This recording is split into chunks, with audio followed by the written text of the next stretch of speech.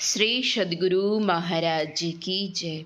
महर्षि में ही सत्संग सुधा सागर से गुरु महाराज का प्रवचन। संतों के प्रभाव से दुष्टों का उद्धार। प्यारे लोगों, जानना चाहिए कि 4 नीतियां हैं। सबसे ऊंचे दर्जे की नीति को अध्यात्म नीति कहते हैं, अर्थात आध्यात्मिकता की नीति। उसके नीचे सदाचारिता की नीति, सद आचरण में बरतने की नीति। उसके नीचे सामाजिक नीति, समाज में कैसे रहा जाए यह समझकर आपस में समाज में रहना चाहिए। बाद में है राजनीति, राज्य में जो नीति है उसको समझकर रहना। अध्यात्म नीति सबसे ऊंची नीति क्यों है? आत्मज्ञान से, ईश्वर संबंधी ज्ञान से ऊंचा ज्ञान और कोई नहीं है, इसलिए यह ऊंची नीति है। इसमें सदाचार का संग होता है। उत्तम आचरण से नहीं रहा जाए तो अध्यात्म नीति में नहीं जा सकेगा। अध्यात्म नीति में नहीं जाने से सदाचार पालन में नहीं जा सकेगा। जैसे ऊंची आध्यात्मिकता होती है वैसी ऊंची सदाचार की नीति होगी। अध्यात्म में बढ़ते बढ़ते पूर्ण होता है तो सदाचार भी पूर्ण हो जाता है। ऐसे समाज की नीति बड़ी अच्छी होगी। वह नीति पाप से हमेशा बचाती है।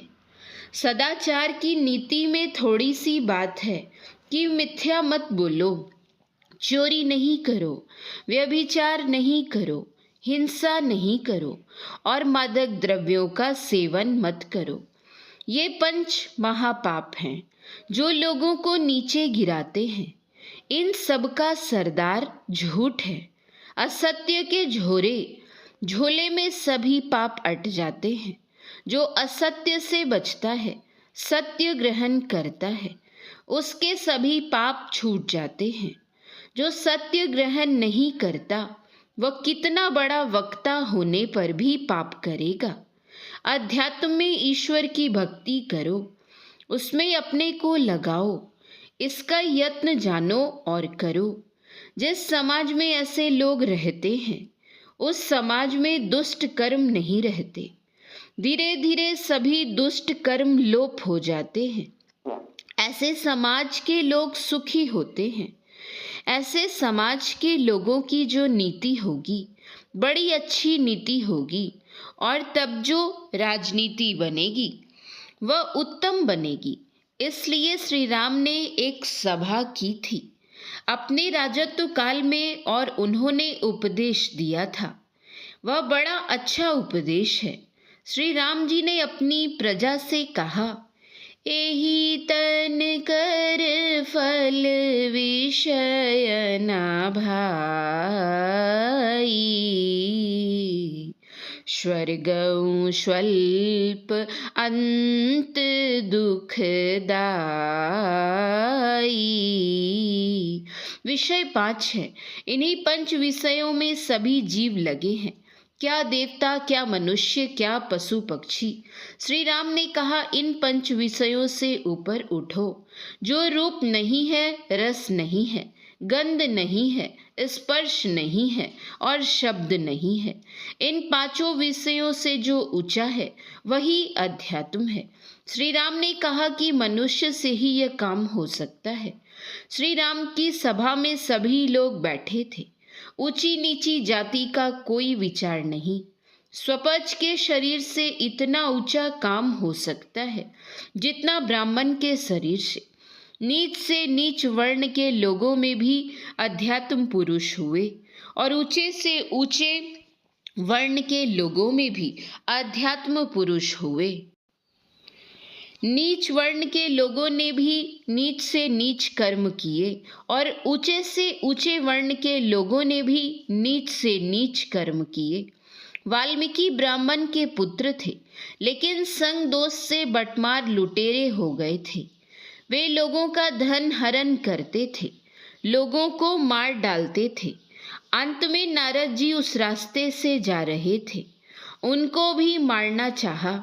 नारद जी ने समझाया कि तुम ऐसे नीच काम करते हो, इसका जो फल है उसका कोई भागी है। वाल्मीकि जी ने कहा कि मेरे माता पिता स्त्री पुत्र भागी हैं। नारद जी ने कहा कि उन लोगों से तुम पूछ आओ। वाल्मीकि जी ने कहा कि हाँ, मैं पूछने जाऊं और तुम फांकी देकर भाग जाओ तब? नारद जी ने कहा तुम मुझे वृक्ष में बांध कर रखो और परिवार के लोगों से पूछ आओ। वाल्मीकि जी ने वैसा ही किया। वाल्मीकि जी ने अपने घर पर पहुंचकर माता पिता, पत्नी और पुत्र से पूछा कि आप लोगों के भरण पोषण करने में जो मुझे पाप कर्म करना पड़ता है, उस कर्म के भागी आप लोग होंगे। परिवार के लोगों ने कहा कि हम लोग पाप कर्म के भागी क्यों बनेंगे? आपका पाप आप जानिए। यह उत्तर सुनते ही उनके मन में चोट लगी और उनको ज्ञान हुआ। वे दौड़कर वापस आए और नारद जी के पैर पर गिर पड़े। नारद जी ने कहा कि ईश्वर भजन करो। नारद जी ने भजन करने का यत्न बता दिया। वे ही वाल्मीकि जी भजन करके महाज्ञानी आदि कवि हो गए। युधिष्ठिर के यज्ञ में एक नेवला गया। उसके शरीर का आधा भाग सोने जैसा चमक रहा था। युधिष्ठिर के यज्ञ के पानी का नाला बह रहा था। उसमें उस नेवले ने गोता लगाया, लेकिन उसका शरीर जैसे का तैसा रहा। नेवले का जो आधा शरीर सोने जैसा हो गया था, उसका कारण था कि एक उच्चवृत्ति के ब्राह्मण के यहाँ एक अतिथि ने भोजन किया था। भोजन के लिए वे सत्तू बनाए थे। अतिथि को ब्राह्मण ने अपना सत्तू दिया। उससे अतिथि का पेट नहीं भरा। तब ब्राह्मणी ने अपना हिस्सा भी सत्तू दिया, फिर भी अतिथि का पेट नहीं भरा। तब ब्राह्मण के पुत्र ने अपना हिस्सा सत्तू दिया, फिर भी कसर रह गई। तो ब्राह्मण की पतोहू पुत्र वधू ने भी अपना हिस्सा सत्तू दे दिया। अतिथि संतुष्ट हो गए। खाने के बाद जो अतिथि ने हाथ धोया था, उसी पानी में वह नेवला लोटपोट हो गया था। उससे उसका आधा शरीर सोने का सा हो गया था।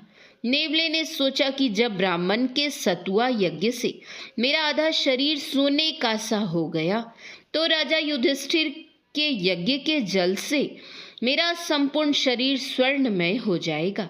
लेकिन वैसा नहीं हुआ। इसीलिए नेवले ने युधिष्ठिर को भरी सभा में कहा कि आपका यज्ञ सतुआ यज्ञ के बराबर नहीं हुआ। युधिष्ठिर के यज्ञ में एक घंटा लटका दिया गया था। यज्ञ पूर्ण होने पर वह घंटा अपने आप ही बजने वाला था, लेकिन उस यज्ञ में घंटा नहीं बजा था। देवता, ऋषि, मुनि सभी भोजन कर गए थे। श्री कृष्ण भगवान ने कहा कि काशी में एक डोम स्वपच हैं। वे बड़े भक्त हैं। उनको आदर से बुलाकर लाओ और भोजन कराओ, तो घंटा बजेगा। स्वपच जी आए और जैसे ही उन्होंने भोजन का ग्रास मुंह में लिया कि घंटा टनाक से बज गया।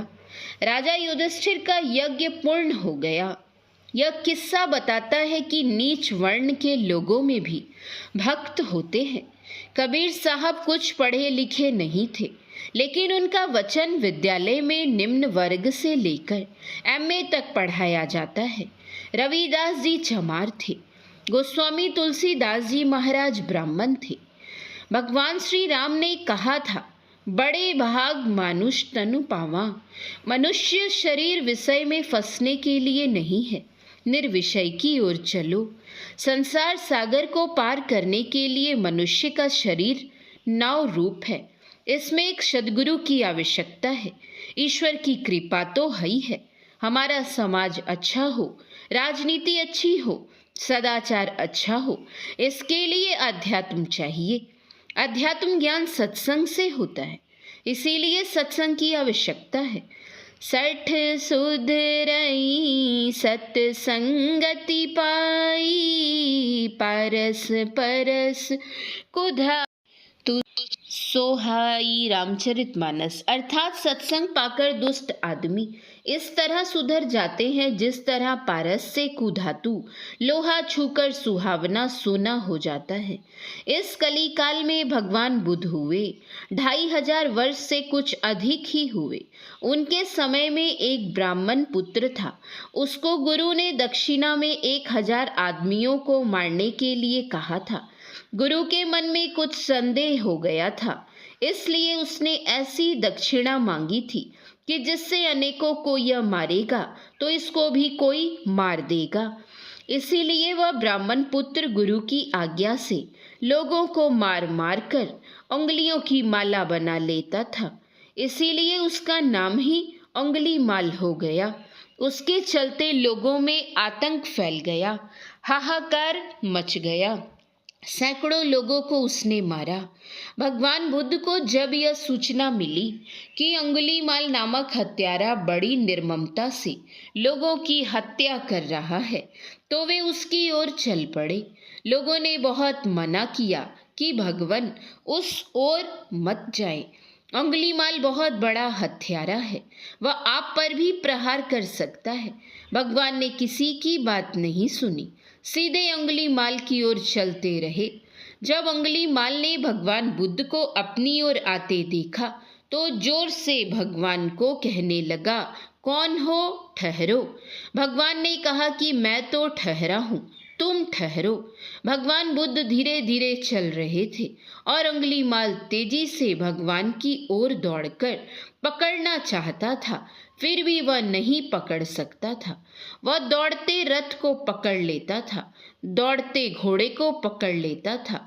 जब वह थककर रुक गया तो भगवान ने उसे स्पर्श करते हुए कहा, अरे यह क्या करते हो? लोगों की निर्ममता पूर्वक क्यों हत्या कर रहे हो? भगवान का उस पर इतना प्रभाव पड़ा कि अपना हथियार फेंककर वह भगवान के चरणों पर गिर पड़ा। भगवान ने उसको समझाया तो उसको अपने कर्मों से घृणा हुई और वह सन्यासी बन गया। अच्छे संग से बुरे लोग भी अच्छे होते हैं और बुरे संग से अच्छे लोग भी बुरे हो जाते हैं। इसीलिए सत्संग अवश्य करो। सत्संग से अच्छे लोगों का संग होता है, अच्छे लोगों का संग दुर्लभ होता है। इसीलिए संतों की वाणी, सदग्रंथों का पाठ करो। इसीलिए हमारे यहाँ ग्रंथों का पाठ होता है। यह तो सभी जानते हैं कि कितनी भी ममता रखो, एक दिन ऐसा होगा कि सब रोते रह जाएंगे और तुम भी रोते हुए चले जाओगे। इसलिए ईश्वर भजन करो, सत्संग करो। श्री सद्गुरु महाराज की जय।